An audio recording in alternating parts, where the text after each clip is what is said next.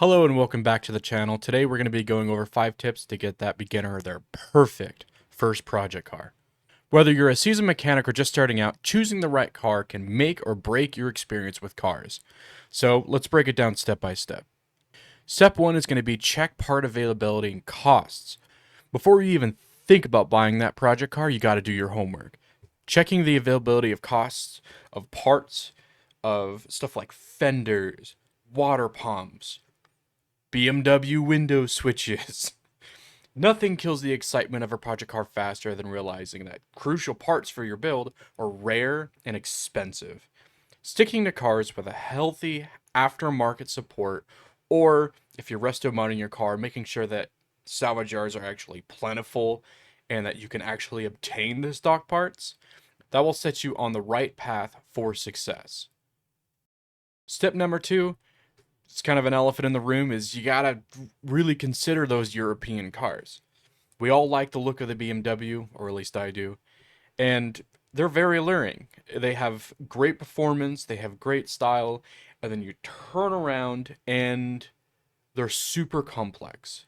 Purrs like a kitten, but every single time when you go to do a repair on the car, you're going to find out that things aren't simple. They are rather complex.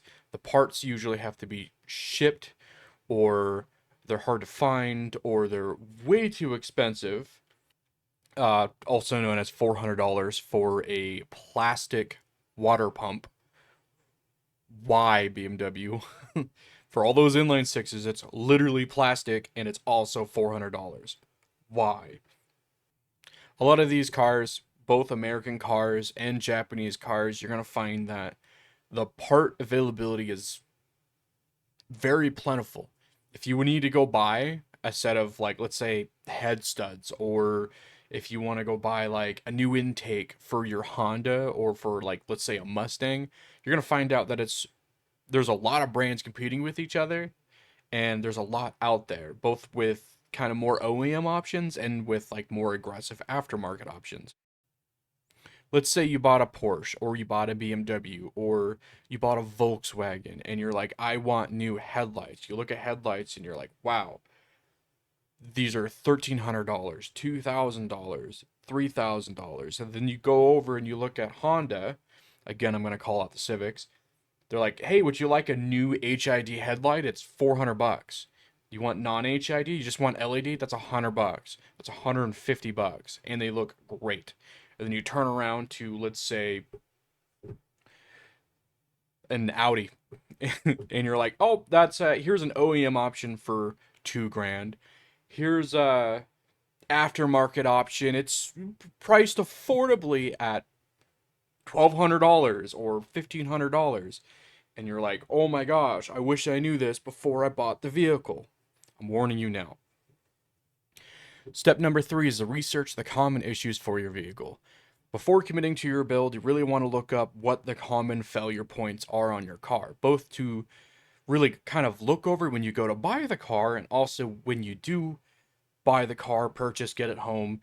These are going to be the common points of failure, so you either want to go through and kind of bolster these parts up, replace them with better parts preemptively, or if you know that it's going out, or if you know that it has a potential to go out, maybe set a nest egg aside, or just know what to do when it breaks. What's also important is, let's say you are new as a mechanic, or with mechanical knowledge, and you go out and you want to buy this car, and it has a common thing that fails on it that you have no idea how to fix. You might want to look for a different project car, or it might kind of give you cold feet because you look into it and you realize, hey, a common part of failure on this is, let's say, a camshaft, or some sensor that you would have to drop the transmission to get into. If you don't have a set of friends that know how to drop a transmission, or money to go pay a mechanic, you probably want to choose a different car. Step number 4 is going to be that initial cost consideration. Just because a car's cheap, that doesn't mean that it's going to be easy to work on, or fun to work on, or simple. And the same thing goes with, just because a car is expensive, that doesn't necessarily mean that parts are expensive for it. Let's say for a BMW. A BMW is really cheap to buy. No, I'm kind of hitting hard on BMWs. I have an opinion on BMWs. But let's say you go buy a BMW, buy it for 2 grand, 3 grand. The parts for that are going to be super expensive and it's going to bite you more down the road. Versus buying, let's say you want to buy a Honda Civic. That's cheap. And the parts for it are cheap. It's going to be cheap year round, years ahead of you. It's just going to be cheap. Let's say you want to go buy a Miata and you're like, hey, I would love a Miata, but they're like 7 grand right now.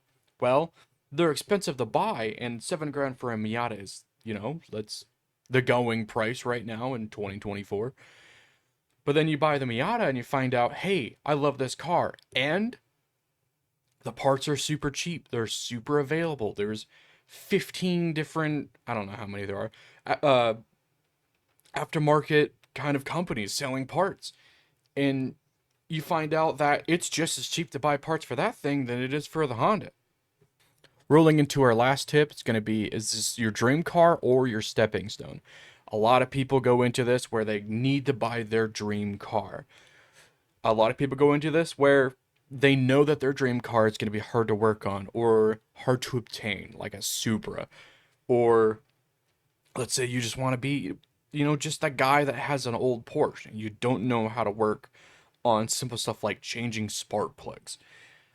Makes a lot more sense to go buy like an inline four motor like a Honda Civic or something along those lines because it's going to be easy to work on and get your feet wet without really having that whole, let's say, get into the whole thing and it's, oh, this is super hard to work on. Obviously, the pro for having a dream car is it's your dream car. You're going to love that car.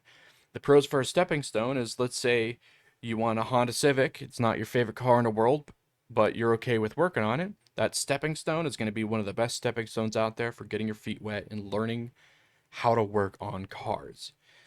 You don't want to go out and buy let's say a Porsche 944 because they're cheaper. Let's say that's your dream car, and you realize down the road that part availability and everything's super hard to work on. And yes, it might be your dream car, but maybe it's gonna turn into a basket case really quick. Now, there's a lot of dream cars out there that are affordable and cheap to work on.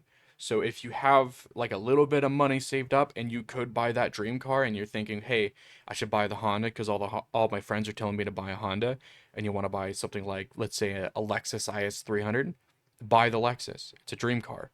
It's if you know that your dream car is going to be easy to work on and somewhat affordable, you should go for it. You should absolutely go for it. Don't get stuck buying the stepping stone if it's just a little bit more just to get that dream car. If you're not going to be happy with your stepping stone, don't buy your stepping stone. If you're okay with your stepping stone, I would say go with your stepping stone.